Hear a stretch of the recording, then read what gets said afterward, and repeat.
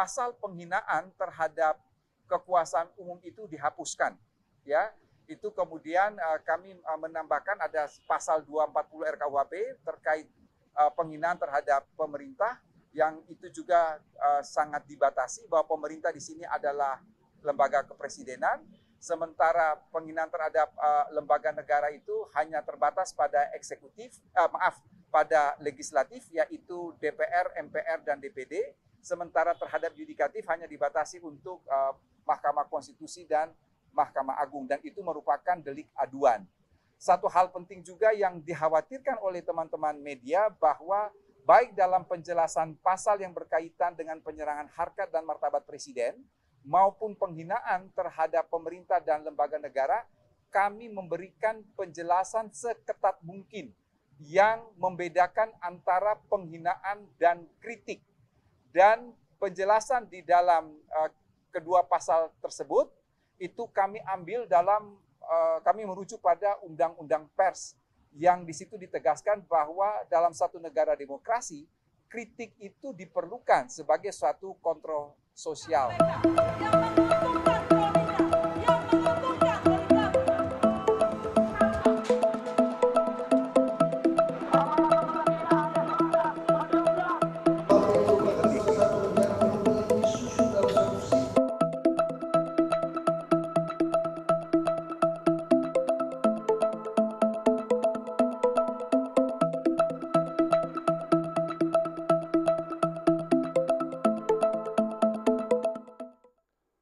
Halo, selamat malam pemirsa TVRI dimanapun Anda berada.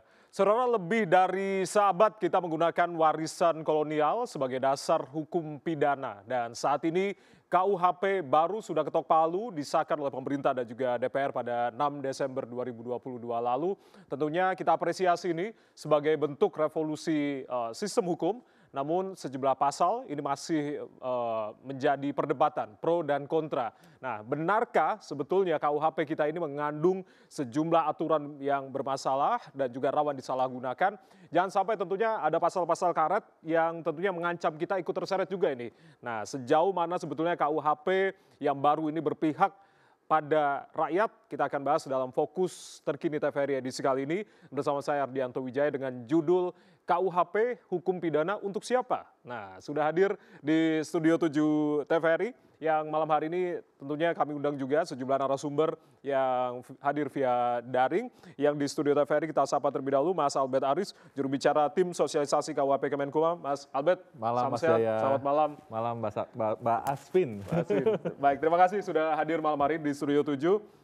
Dan yang di ujung sana Mbak Asvin, amati aktivis hak asasi manusia. Mbak Asvin, selamat malam, salam sehat. Selamat malam Mas Jaya, selamat malam Mas Aris. Baik, terima kasih sudah hadir malam hari ini secara fisik. Dan yang tentunya sudah hadir via daring, kita akan sapa terlebih dahulu Mas Kurnia Ramadana, Koordinator Divisi Korupsi Politik ICW. Mas Kurnia, selamat malam, salam sehat Mas Gur. Selamat malam Mas, Assalamualaikum, salam sehat. Baik, terima kasih sudah hadir secara daring malam hari ini. Dan juga Firdian Aurelio Hartono, Ketua BEM Universitas Pajajaran. Firdian, selamat malam Firdian. Ya, selamat malam Mas Jaya. Baik, terima kasih sudah hadir via daring. Baik, nanti kita akan masih mengundang sejumlah narasumber baik yang hadir di Studio 7 TVRI. Rencananya nanti kita akan juga undang Pak Abdul Fikar Hajar, pakar hukum pidana, dan juga Bang Ali Mokhtar Ngabalin dari tenaga ahli utama KSP. Nanti kita akan juga coba undang atau menghubungi karena posisi beliau lagi ada di Bali. Semoga nanti ada kesempatan bersama dengan menemani Mas Albert ini ya. Baik, saya akan ke Mbak Aswi dulu. Mbak Aswi, kalau berbicara terkait dengan KUHP yang sudah disahkan 6 Desember lalu, artinya ini kan semangat dekolonisasi begitu ya, untuk bisa menciptakan KUHP yang baru begitu. Tapi yang menjadi sorotan adalah beberapa pasar. Nah, menurut kacamata hak asasi manusia, seperti apa, Mbak Aswi? Pertama kita perlu mendudukan lagi dekolonisasi itu apa. Kalau dalam naskah akademik betul ada dekolonisasi, demokratisasi gitu ya.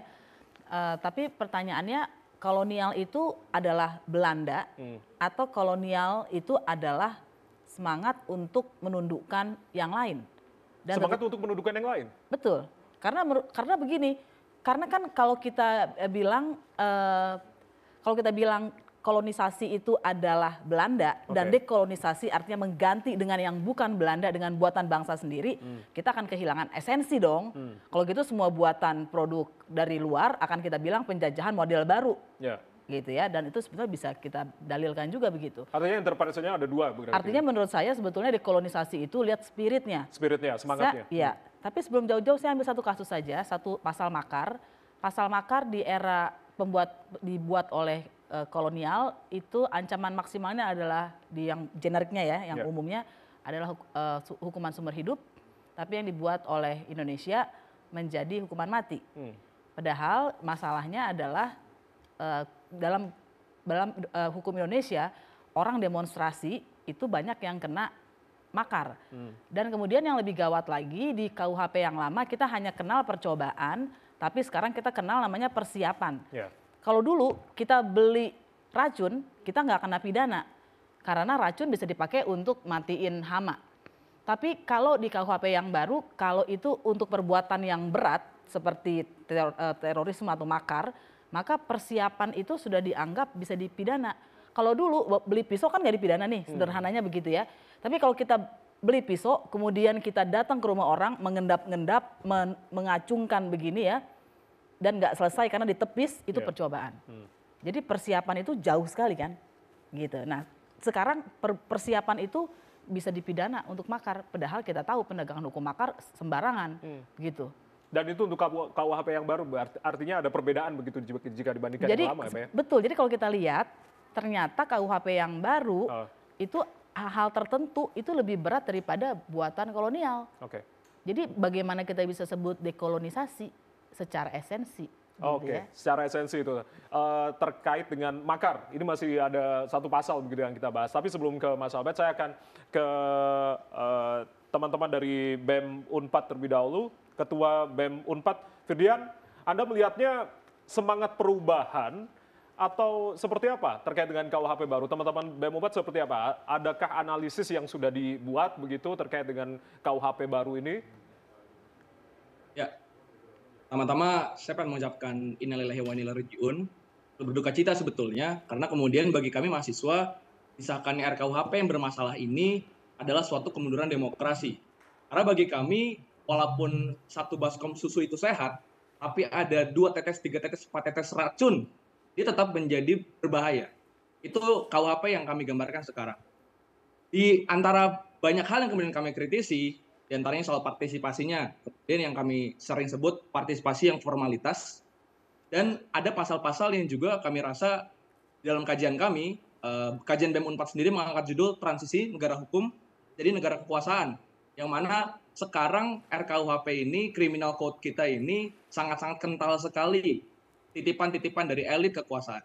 Misalnya yang kita pengen highlight adalah soal pasal kemudian penghinaan martabat presiden dan juga tentu pasal lembaga negara ya, pasal 240, pasal 351, pasal 218.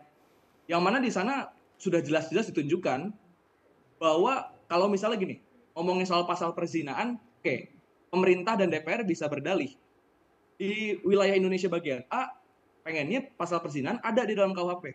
Di wilayah Indonesia bagian B, pengennya pasal perzinahan nggak ada di KUHP. Bisa bermain secara ideologis alasannya. Oke, terlihat make sense. Tapi, misal konteksnya adalah pasal penghinaan presiden atau lembaga negara atau pemerintahan, di setiap wilayah Indonesia nggak mungkin kemudian ada satupun rakyat yang menginginkan pasal ini ada. Sudah jelas bahwa pasal ini adalah pasal titipan kekuasaan, pasal yang melindungi kekuasaan itu sendiri. Bahkan MK sendiri kan sebenarnya sudah sempat membatalkan dengan adanya 3 aspek ya, tidak mencerminkan equality before the law, tidak adanya kepastian hukum, dan ada pembebasan dalam kebebasan berekspresi. Serta hal-hal lain yang kami kritisi juga contohnya adalah pasal 118 tentang ajaran komunisme, dan yang bertentangan dengan Pancasila. Ini jelas-jelas mengganggu kehidupan bahkan ya, bukan hanya berdemokrasi tapi juga berintelektual. Karena akhirnya sekarang Pancasila semakin menjadi tafsiran yang tunggal dari kekuasaan, dan hari ini setiap orang bisa dikomunis-komuniskan. Contoh di Banyuwangi ada satu aktivis namanya Budi Pego, dia memperjuangkan menolak tambang yang ilegal. Dan kemudian bayangkan dia ditangkap, ditahan, alasannya bukan karena misalnya kerusuhan atau apa, tapi alasannya karena terlibat dalam komunisme. Dan ini bisa ini adalah pasal yang ada yang tadinya ada dan dipertahankan. Dan tentu saja semangat perubahannya bagi kami tidak ada, masih sangat-sangat kolonial. Itu dulu mungkin, Mas. Baik. Itu pandangan dari Firdian, mewakili teman-teman dari BEM Unpad. Saya akan ke Mas Kurnia. Mas Kurnia, menurut kacamata Anda, ini ada semangat baru untuk perubahan dari KUHP dibandingkan sebelumnya, atau seperti apa secara umum dulu, sebelum kita mungkin nanti akan merinci terkait dengan pasal pengurangan hukuman bagi koruptor, Mas Kurnia? Ya, KUHP baru ini bagi kami adalah produk yang sangat menguntungkan pelaku korupsi. Itu mungkin satu kalimat yang dapat menggambarkan berbagai permasalahan tindak pidana korupsi yang seolah-olah obat mujarabnya dianggap pemerintah adalah RKUHP. Itu satu. Kemudian yang kedua, salah satu tim perumus KUHP, yaitu Pak Wakil Menteri Hukum dan HAM, Profesor Edi Osirait, kami menemukan video tahun 2018 dalam salah satu diskusi di UGM. Beliau menyampaikan saat itu belum menjadi Wamenkumham, tidak ada pemidanaan korupsi di dalam rancangan Kitab Undang-Undang Hukum Pidana. 4 tahun lalu pasca pengungkapan itu, ternyata semua hukumannya, pemenjaraan khususnya, turun. Itu kedua. Ketiga, yang terpenting adalah ini semakin memperlihatkan buruknya politik hukum pemberantasan korupsi yang diusung oleh pemerintah dan DPR. KPK sudah habis-habisan digembosi melalui revisi Undang-Undang KPK, kami tentu berharap ada perbaikan lain. Misalnya, revisi Undang-Undang Tindak Pidana Korupsi, perampasan aset, transaksi uang kartal. Loh, kok malah hukumannya dikurangi di dalam RKUHP? Itu kan semakin memperlihatkan apa yang dinarasikan oleh Presiden, apa yang sering digaungkan oleh DPR, bahkan Presiden dalam pidato Hakordia, Hari Anti Korupsi Dunia, selalu mengatakan pemerintah berpihak pada pemberantasan korupsi. Tentu ketika kita mendengar narasi itu turun dari pemerintah atau diucapkan, tentu kita berpikir, apakah pemerintah sebenarnya paham apa yang ia bicarakan soal pemberantasan korupsi? Saya rasa itu. Baik, Mas Kurnia, nanti kita akan kuliti terlebih dalam gitu terkait dengan pasal pengurangan hukuman bagi koruptor ini. Saya akan ke Mas Albert. Mas Albert, artinya merespon tadi apa yang sudah disampaikan oleh teman-teman, Mbak Asfi, Mas Kurnia, dan juga Firdian gitu. Artinya semangat kita hargai begitu dan kita apresiasi. Tapi jangan sampai untuk menginterpretasikan ini tentunya ini sudah ada respon loh dari luar negeri, dalam negeri apalagi begitu, sangat luar biasa responnya. Tapi semangat ini sebetulnya apa yang dibikin oleh teman-teman DPR dan juga pemerintah terkait KUHP? Yang pertama, Mas Jaya, semangatnya adalah memperbarui hukum pidana dan sistem pemidana Indonesia yang memang sudah obsolete, sudah usang. Karena adanya asas legalitas yang begitu kaku sehingga orang itu harus diperhadapkan pada kerasnya palu pengadilan, penjara sudah menanti. Kita justru bereskan hal itu. Meskipun prosesnya panjang ya. Kadang-kadang dalam mencermati pasal-pasal tertentu di buku 2, orang melupakan buku 1. Nah, maka dari itu saya boleh dong menanggapi Mbak Asvin, Mas Kurnia, dan Firdian. Yang pertama soal Mbak Asvin ya. Jadi memang ada perubahan yang substansial yang kami juga dapatkan ini, masukannya dari masyarakat sipil loh, dari teman-teman Mbak Asvin sendiri. Misalnya tentang definisi makar. Definisi makar itu dalam pasal 160 KUHP, Mas, itu kita formulasikan menjadi niat untuk melakukan serangan yang didahului dengan perbuatan persiapan. Jadi memang ini menampung masukan teman-teman untuk ada kata serangan atau anslah yang merupakan makna asli dari makar itu sendiri. Ya. Jadi memang ini adalah keseimbangan dan kami juga memperhatikan putusan MK terkait pengujian pasal makar tadi, Mas. Jadi memang kalau makar itu dimaknai sebagai suatu serangan yang sudah terjadi, sudah voltoid delik, sudah selesai deliknya, maka itu udah kita nggak bisa antisipasi lagi, Mas. Yang kedua, saya mau tanggapi teman saya dari Unpad, Firdian. Jadi gini, yang dimaksud tadi sekaligus menjawab dekolonisasi dan juga demokratisasi ya, bisa dipastikan bahwa pasal penghinaan terhadap presiden yang diformulasikan dalam pasal 218 ini justru untuk menyelesaikan ketidakadilan yang terjadi selama ini, Mas. Apa ketidakadilannya? Mau tahu nggak, Mas Jaya? Apa? Ada 9 kasus dari kurun waktu 2014 sampai 2019 penghinaan terhadap presiden yang tidak pernah dilaporkan atau tidak pernah diadukan oleh Pak Jokowi, tetapi berujung pada bui. Kita mau bereskan itu, Mas Jaya, dengan mengaturnya pertama sebagai delik aduan, kedua tidak dapat dilakukan penahanan, ketiga kita memberikan penjelasan yang ketat dan jelas untuk membedakan mana yang dimaksud dengan kritik, mana yang dimaksud dengan penghinaan. Artinya ini bukan pasal titipan ya, tadi kata Firdian, begitu? Karena begini, bukan pasal titipan yang disampaikan Firdian itu, teman-teman mahasiswa saya sudah pernah berkali-kali menjelaskan, coba dilihat pertimbangan MK dalam halaman 60 di putusan MK nomor 13/22, bahwa MK mengatakan kalau presiden dihina dalam kapasitas sebagai pejabat bisa menggunakan pasal 207 KUHP tentang penghinaan terhadap penguasa umum tapi sebagai delik aduan. Oleh karena itulah dasar perumusan dari pasal 218 tadi. Baik. Nah, terus berikutnya saya mau tanggapi juga pernyataan dari Mas Kurnia tadi. Tentang Mas Kurnia kita akan break dulu. Jadi kita tahan dulu, Mas. Soalnya tadi tiga, jadi satu-satu kita akan bahas lebih lanjut lagi, masih ada segmen kedua. Baik, nanti kita akan kembali. Usai jeda, saudara tetaplah bersama kami di Fokus Terkini TVRI. Kami kembali saat lagi.